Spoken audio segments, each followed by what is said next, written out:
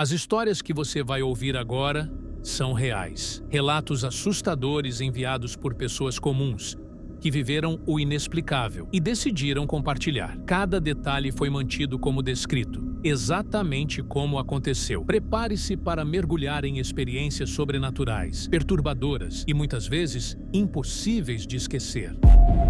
O sussurro no corredor. Eu estava fazendo uns bicos como vigia noturno, só para juntar um troco, e naquela semana me chamaram para um trampo diferente. Era um hospital antigo, isolado, desativado fazia uns bons anos. O prédio ainda ia passar por reforma, mas já tinham arrombado os portões uma vez. Então me colocaram lá, sozinho, só para garantir que ninguém invadisse de novo. Desde o momento em que eu entrei naquele lugar, senti que tinha alguma coisa errada. O ar era mais pesado, sabe? Silêncio demais. O tipo de silêncio que faz o coração bater alto dentro da cabeça. No fundo, eu sabia que não era só mais um prédio velho. Na primeira noite, enquanto fazia a ronda pelo segundo andar, algo me deixou em alerta. Eu estava caminhando por um dos corredores quando ouvi, nitidamente, o som de uma maca rangendo, aquele barulho metálico e irregular das rodinhas enferrujadas se arrastando no chão. Só que lá em cima não tinha maca nenhuma, só salas vazias,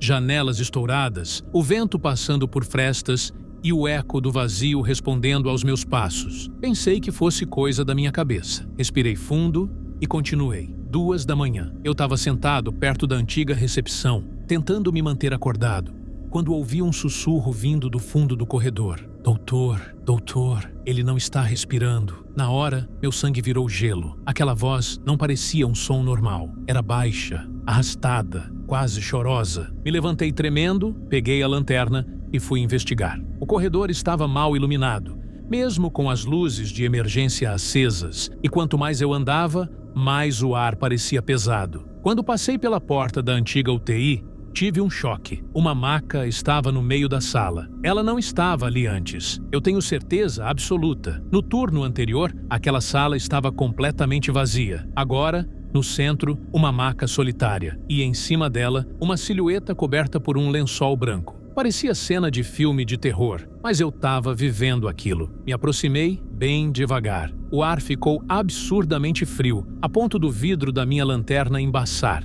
Era como se alguma coisa estivesse sugando a temperatura ao redor. E então, estendi a mão para tocar o lençol. Ele se mexeu. Um tremor percorreu meu corpo inteiro. Eu não esperei para ver o que tinha ali. Me virei e saí correndo feito um louco. Escorreguei nos degraus da escada e quase quebrei a perna. Liguei para o gerente na mesma hora, gritando que tinha alguém lá dentro. Ele nem quis saber. Disse que era coisa da minha cabeça, que eu estava sugestionado por causa do ambiente. No dia seguinte, fui lá só para buscar minhas coisas. Eu já tinha decidido largar o trampo. Enquanto colocava minhas coisas no carro, troquei umas palavras com um dos pedreiros que estavam começando a obra. Quando contei o que aconteceu, ele só balançou a cabeça devagar e disse: "Você ainda ficou muito tempo lá dentro. Ninguém para nesse lugar. Todo mundo que tenta trabalhar aí acaba vendo alguma coisa." Ele contou que o último vigia antes de mim pediu demissão chorando, no meio da madrugada. Disse que ouviu um bip de monitor cardíaco num prédio sem energia elétrica. Desde aquele dia, nunca mais aceitei serviço em hospital abandonado. E até hoje,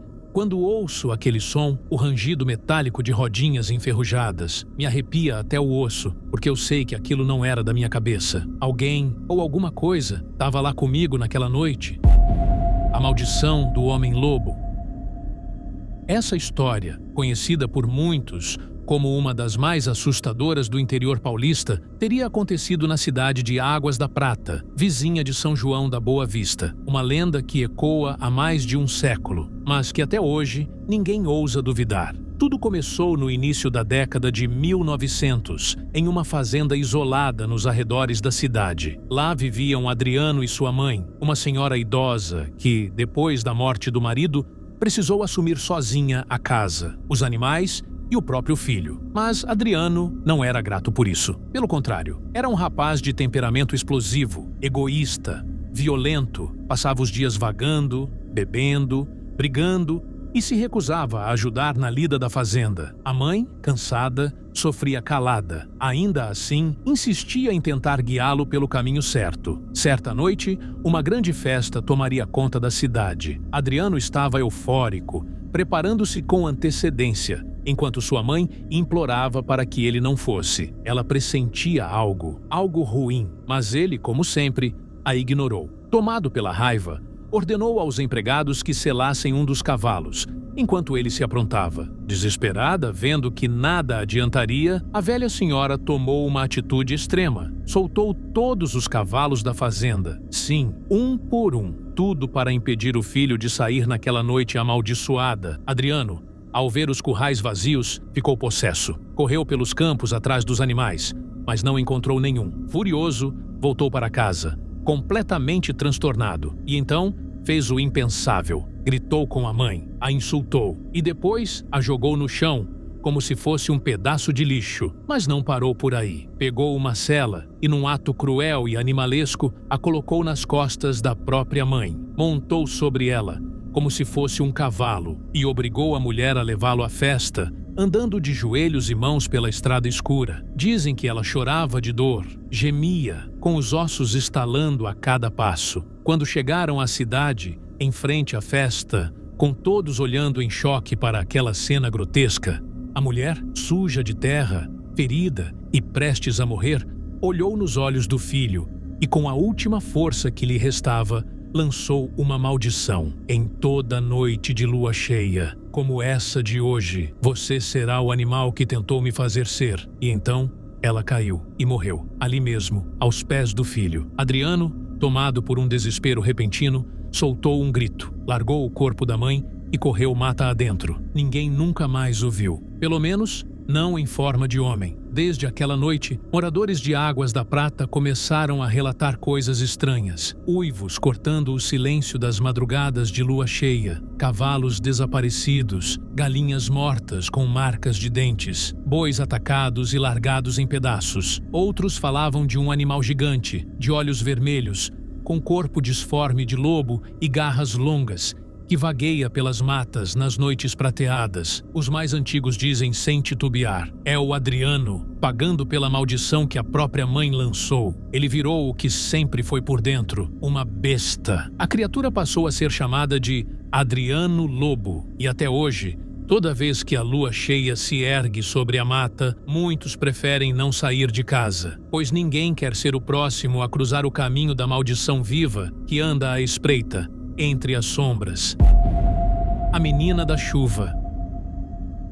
Era para ser apenas mais uma noite comum após o trabalho. O céu escurecia, as primeiras estrelas surgiam tímidas, e a estrada deserta que levava à minha cidade parecia ainda mais silenciosa do que o normal. O único som era o dos meus passos, e vez ou outra, o chamado distante de algum animal noturno. O tempo virou de repente, o céu ficou pesado e uma chuva forte começou a cair, gotas grossas, que pareciam anunciar algo além da tempestade. Foi quando a vi, uma menina parada no meio da estrada, completamente encharcada, com um olhar vazio e triste. Ela parecia ter cerca de 10 anos. Me olhou diretamente nos olhos e, com uma voz firme e sem emoção, perguntou: "Você pode me acompanhar até a entrada da cidade?" Mesmo tomado por um desconforto estranho, aceitei. Caminhamos juntos e tentei conversar sobre coisas simples, apenas para aliviar o silêncio. Mas o tom de voz dela era frio. Algo não batia certo. Quando finalmente chegamos à entrada da cidade, me virei para falar algo, mas ela não estava mais ali. Tinha desaparecido. Meu coração disparou. Procurei por todos os lados. Gritei, mas não havia nenhum sinal dela. A chuva continuava caindo pesada e a sensação de angústia me tomou por completo. Corri até a casa dos meus pais, bati a porta e contei tudo. O silêncio tomou conta da sala. Meu pai baixou a cabeça. Minha mãe ficou pálida. Foi então que um amigo de infância se aproximou e disse, quase sussurrando: "Você viu ela na estrada, perto da ponte, durante a chuva?" Eu confirmei com a cabeça, confuso. Ela morreu ali, atropelada anos atrás. Desde então, dizem que seu espírito aparece nas noites chuvosas, sempre pedindo companhia até a entrada da cidade, mas nunca passa daquele ponto, nunca consegue voltar para casa. Desde aquele dia, nunca mais peguei aquela estrada à noite. E toda vez que uma tempestade começa, eu me pergunto, será que ela ainda está lá, esperando alguém? E se você também já passou por algo inexplicável, deixe o seu relato aqui nos comentários. Quem sabe a sua história não aparece nos próximos vídeos do canal. Os relatos mais assustadores e impactantes serão escolhidos para ganhar vida aqui, com todo o mistério que eles merecem. Então, escreva com detalhes, compartilhe o que você viveu. E claro, se você gostou do vídeo, deixe seu like, se inscreva no canal e ative o sininho para não perder nenhum novo caso sobrenatural. Porque, como você já sabe, nem tudo que acontece pode ser explicado.